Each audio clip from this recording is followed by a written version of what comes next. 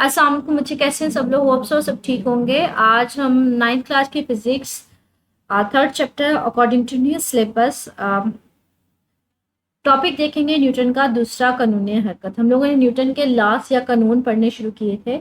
इसमें हमने पहला कानून देखा था कि अगर कोई ऑब्जेक्ट रेस्ट पे है तो वो रेस्ट पे रहता है। मतलब अगर कोई बुक जो है वो टेबल के ऊपर पड़ी हुई है या फिर कोई ऑब्जेक्ट मूव कर रहा है तो वो उसी हालत में रहता है जब तक आप उसके ऊपर कोई फोर्स नहीं लगाते। अब न्यूटन का दूसरा कानून क्या कहता है वो देखते हैं। कहते हैं न्यूटन का पहला कानून ये बताता है कि अगर किसी जिस्म पर कोई हासिल फोर्स अमल ना करे, हासिल फोर्स का मैंने आपको मतलब डिटेल में बताया था फर्स्ट लॉ में। नेट फोर्स होती है कि जो किसी ऑब्जेक्ट के ऊपर फोर्स लग रही होती है। जैसे मैंने एग्जांपल इसके साथ रिलेट करवाई थी कि ये अगर बुक है जो टेबल पे पड़ी है तो ये यहाँ पे पड़ी रहती है। अब इस टेबल के ऊपर फोर्स जो बुक पड़ी है इसके ऊपर फोर्सेस तो लग रही है। इसकी वेट फोर्स नीचे की तरफ है, टेबल नॉर्मल फोर्स ऊपर की तरफ लगा रहे हैं, लेकिन ये फोर्सेस एक दूसरे को कैंसिल कर रही होती है। फोर्सेस लग रही है लेकिन नेट फोर्स नहीं है। लेकिन अगर बाहर से आप इसके ऊपर फोर्स लगाते हो, धकेलते हो, मैं इस बुक को पुश करती हूँ तो वो नेट फोर्स है। ठीक है, जिसका कोई ना कोई असर आ रहा होता है तो कहते हैं उसको हासिल फोर्स कहते हैं। नेट फोर्स को इंग्लिश में नेट फोर्स बोलते हैं, उर्दू में हासिल फोर्स बोलते हैं। तो कहते हैं कोई जिस्म जो है वो जब तक उसके ऊपर कोई हासिल फोर्स ना लग रही हो उसकी वेलोसिटी तब्दील नहीं होती। मतलब वो अपनी हालत तब्दील नहीं करता। अगर वो रेस्ट पे है तो वो रेस्ट पे रहता है, मूव कर रहा है तो मूव करता रहता है। ये न्यूटन के फर्स्ट लॉ ने में बताया था। अब न्यूटन का सेकंड लॉ कानून हमें क्या बताना चाह रहा है। कहते हैं दूसरा कानून किसी जिस्म पर हासिल फोर्स से पैदा होने वाली एक्सेलरेशन से ताल्लुक रखता है। कहते हैं दूसरा कानून हमें ये बताता है कि अगर जिस्म के ऊपर कोई फोर्स लग रही है तो उसमें एक्सेलरेशन कितना प्रोड्यूस होगा। तो ये बेसिकली ये रिलेशन बता रहा होता है फोर्स और एक्सेलरेशन के दरमियान। अब न्यूटन का दूसरा कानून उसको कहा किस तरह से, डेफिनेशन उसकी क्या है। कहते हैं जब एक हासिल फोर्स, कोई नेट फोर्स, कोई फोर्स किसी जिस्म पर अमल करती है तो उसमें फोर्स की सिमर में एक्सेलरेशन पैदा करती है। अगर आप किसी जिस्म के ऊपर फोर्स लगाते हैं तो वो उसको क्या करवाना शुरू कर देती है, मूव करवाना शुरू कर देती है, उसमें एक्सेलरेशन प्रोड्यूस करवा देती है। एक्सेलरेशन की अददी कीमत मतलब कितना एक्सेलरेशन किसी जिस्म में प्रोड्यूस होगा, कितना वो मूव करेगा, वो फोर्स की अददी कीमत के हिसाब से होता है और जिस्म के मास के मकूस से मुतनासिब होता है। रास्त मुतनासिब का मतलब है जितनी फोर्स लगाओगे उतनी ही उसमें एक्सेलरेशन प्रोड्यूस होगी। और जिस्म के मकूस मुतनासिब का मतलब है कि फोर्स में अगर किसी ऑब्जेक्ट का मास ज्यादा है तो उसमें एक्सेलरेशन इतनी ज्यादा नहीं होगी। मतलब बच्चे देखे ना, भारी चीज को मूव करवाना मुश्किल होता है। अगर मैं छोटी चीज के हिसाब से बात करूं, अगर मैं इसी को थोड़ा सा इलेबोरेट करूं, मेरे पास एक छोटी सी बॉल है, ठीक है, और एक मेरे पास बहुत बड़ी गेंद है या बहुत बड़ी कह ले चट्टान है, समथिंग लाइक दिस। अब ये कितना मूव करेगा, ये कितना मूव करेगा। पहली बात, इन दोनों का जो एक्सेलरेशन है वो डिपेंड करेगा फोर्स के ऊपर। मतलब मैं जितनी इनके ऊपर फोर्स लगाऊंगी उतनी ही इनमें एक्सेलरेशन प्रोड्यूस होगी, उतना ये स्पीड के साथ मूव करेंगे।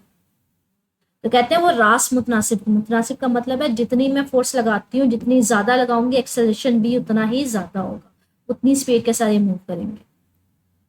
और जिस्म के मकूस मुतनासिब, बच्चे ये देखिए ये छोटी सी ऑब्जेक्ट है, ये बड़ा है, इसको मूव करवाना आसान है ना, इसको मूव करवाना क्या मुश्किल है।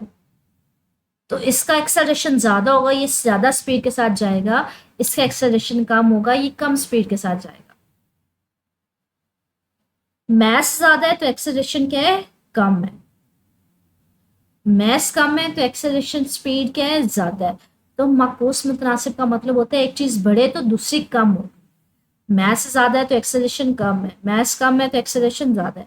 तो वो हमारे पास क्या होता है, जिस्म के मैस के मकूस मुतनासिब होता है। तो याद रखिएगा, आप किसी जिस्म के ऊपर जितनी फोर्स लगाते हैं उतना उसमें एक्सेलरेशन पैदा होता है। और एक्सेलरेशन हम कह सकते हैं कि किसी चीज के ऊपर डिपेंड कर रहा होता है, फोर्स के ऊपर। और किसी जिस्म का मास जितना ज्यादा होगा एक्सेलरेशन उतना ही कम होगा, उतनी कम स्पीड के साथ मूव करेगा।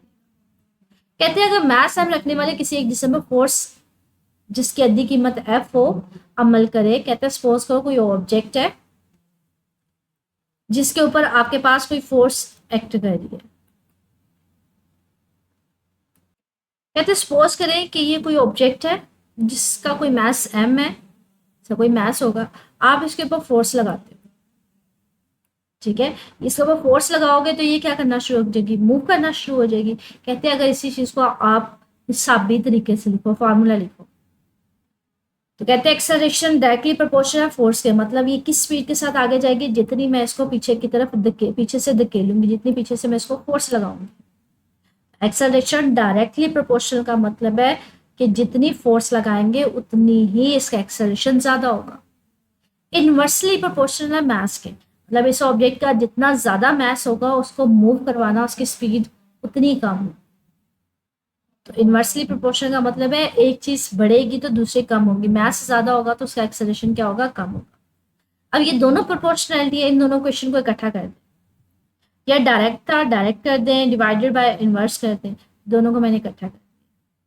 आप प्रोपोर्शनैलिटी कांस्टेंट है ना बच्चे, ये प्रोपोर्शनैलिटी साइन इस सिंबल को खत्म करें तो हमारे पास वहां पे कोई ना कोई कांस्टेंट आता है, तो मैं इसकी जगह क्या करती हूँ, इक्वल साइन लिख के ना प्रोपोर्शनैलिटी साइन की जगह पे कांस्टेंट लिख देती हूँ।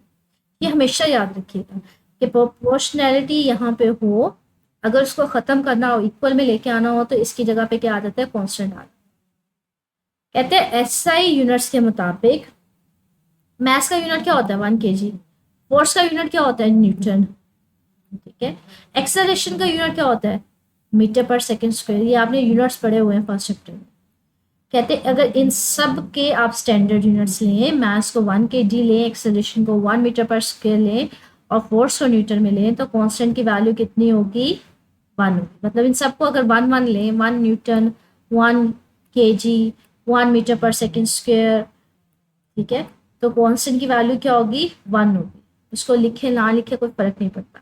तो हम क्वेश्चन को कैसे लिख सकते हैं, अगर ये सारे 1 न्यूटन है, 1 kg है, मतलब मैं इन सब की मकदार फिक्स कर रही हूँ, तो मैंने 1 न्यूटन फोर्स ली किस ऑब्जेक्ट के ऊपर जिसका 1 kg मास था, एक्सेलरेशन उसमें कितना प्रोड्यूस हुआ 1 मीटर पर सेकंड स्क्वायर, तो कांस्टेंट की वैल्यू क्या होगी 1, तो मैंने उसको यहाँ पे लिख दिया।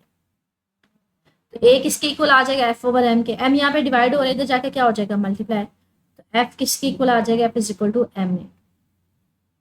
कहते हैं हरकत का पहला कानून फोर्स की तारीफ मुहैया करता है। हम लोगों ने पहले कानून में फोर्स की डेफिनेशन भी पढ़ी थी कि फोर्स एक ऐसा अमल है जिसकी वजह से आप जिस्म की हालत रेस्ट या फिर अगर वो किसी वेलोसिटी के साथ मूव कर रहा है तो उसको चेंज करवा सकते हो। अगर मैं इंडिकेट करवाऊँ तो ये हमने फोर्स की डेफिनेशन पढ़ी थी, ये वाली, ठीक है। एक ऐसी अमल है जिसकी वजह से आप किसी ऑब्जेक्ट की रेस्ट की हालत या फिर मूविंग हालत को बदल सकते हो। कहते हैं न्यूटन फर्स्ट हमें फोर्स की तारीफ मुहैया करता है, यानी फोर्स किसी जिस्म में एक्सेलरेशन प्रोड्यूस करवाती है। मैंने आपसे यही बात की कि वो उसकी हालत को तब्दील कर देता है, अगर वो रेस्ट पे है तो उसको मूव करवा देता है, अगर वो मूव कर रहा है तो उसको रोक देता है। दूसरे कानून की मदद से हमने देखा कि अगर वो उसको मूव करवा रहा है, किसी ऑब्जेक्ट को जो रेस्ट पे था उसको मूव करवा रहा है, तो कितना मूव करवाएगा, ठीक है, कि मास हम रखने वाले जिस्म में एक मतलूबा एक्सेलरेशन पैदा करने के लिए कितनी फोर्स दरकार होगी। मैंने वही बात की है कि हमें अगर कोई ऑब्जेक्ट है जिसका मास m है, जैसे ये कोई ऑब्जेक्ट है, अगर मैंने इसको मूव करवाना है, एक्सेलरेशन देनी है, तो मुझे कितनी फोर्स लगानी पड़ेगी। ये बेसिकली फोर्स की वैल्यू हमें बता रहा है, उसके लिए हमें फार्मूला बता रहा है कि इस फार्मूले से हम लोग निकाल सकते हैं कि अगर कोई ऑब्जेक्ट में एक्सेलरेशन प्रोड्यूस करवानी है तो कितनी फोर्स देनी पड़ेगी। फोर्स का यूनिट क्या होता है, न्यूटन होता है। एक न्यूटन वो फोर्स है, यहाँ पे हम लोग फोर्स की डेफिनेशन एक और निकाल सकते हैं। एक न्यूटन, न्यूटन की हमने ये कहा है ना कि फोर्स का यूनिट क्या होता है, न्यूटन। अगर आपसे कोई पूछा जाए न्यूटन को डिफाइन करो, न्यूटन की डेफिनेशन लिखो। न्यूटन का पता तो हमें चल गया कि न्यूटन फोर्स का यूनिट है। अगर कोई कहता है कि न्यूटन को ये डिफाइन करो, तो ये न्यूटन की डेफिनेशन कहते हैं एक न्यूटन, 1 न्यूटन वो फोर्स है जो 1 kg मास में कितना एक्सेलरेशन प्रोड्यूस करवाते हैं, 1 मीटर पर स्क्वायर। मतलब क्या है कि अगर मेरे पास ये कोई मास है 1 kg, तो 1 न्यूटन फोर्स वो होगी ऐसी फोर्स जिसको अगर मैं इस ऑब्जेक्ट के ऊपर लगाऊं तो ये कितना एक्सेलरेशन मुझे दे दे, 1 मीटर पर सेकंड स्क्वायर। तो ये उसकी डेफिनेशन है। आप इसको इस फॉर्म में भी लिख सकते हैं। फार्मूला क्या था, फिजिकल टू एम, एफ की जगह लिख दे 1 न्यूटन।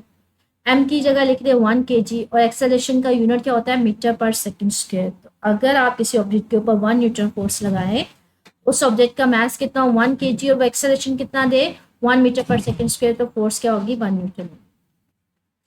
कहते हैं वेलोसिटी पर फोर्स का असर क्या होता है। अगर ऑब्जेक्ट मूव कर रहा है या रेस्ट पे पड़ा है तो वो उसकी वेलोसिटी किस तरह से बदलेगी अगर आप फोर्स लगाते हो। कहते हैं न्यूटन का दूसरा कानून हमें ये भी बताता है कि फोर्स किसी जिस्म में एक्सेलरेशन या डी एक्सेलरेशन पैदा करके इसकी वेलोसिटी को तब्दील कर सकती है। एक्सेलरेशन का मतलब है कि अगर वो रेस्ट पे है तो उसको मूव करवा सकती है, डी एक्सेलरेशन का मतलब है अगर वो मूव कर रहा है तो उसको स्टॉप कर सकती है, मतलब उसको रोक सकती है। तो आप उसको एक्सेलरेट भी करवा सकते हो और डी एक्सेलरेट भी करवा सकते हो। क्योंकि वेलोसिटी एक वेक्टर है इसलिए इसकी तब्दीली इसकी अद्दी कीमत या सिमत या दोनों में हो सकती है। कहते हैं दोनों में हो सकती है, वेलोसिटी बढ़ भी सकती है कम भी हो सकती है, इसकी सिमत भी तब्दील हो सकती है, तो ये कोई भी इफेक्ट हो सकता है। ठीक है, इससे रिलेटेड तफसीली सवाल यही है न्यूटन के कवानीन हरकत। मैंने यही बात की थी न्यूटन के तीनों कवानीन आपने करने। ठीक है, पहला कानून हमने कल किया था, सेकंड कानून आज हमने किया है। रिपीट कर रही हूँ, मुझे ये तीनों कानून एक वक्त में तफसीली सवाल में नहीं पूछे जाते, एक वक्त में एक ही कानून पूछा जाता है, लेकिन उसने सिर्फ ये बताया है कि ये तीनों कानून जो है वो अलग-अलग से लॉन्ग क्वेश्चन में पूछे जा सकते हैं। ठीक है, स्टिल कुछ पूछना हो सेक्शन में पूछ लीजिएगा। ओके, अल्लाह हाफिज़।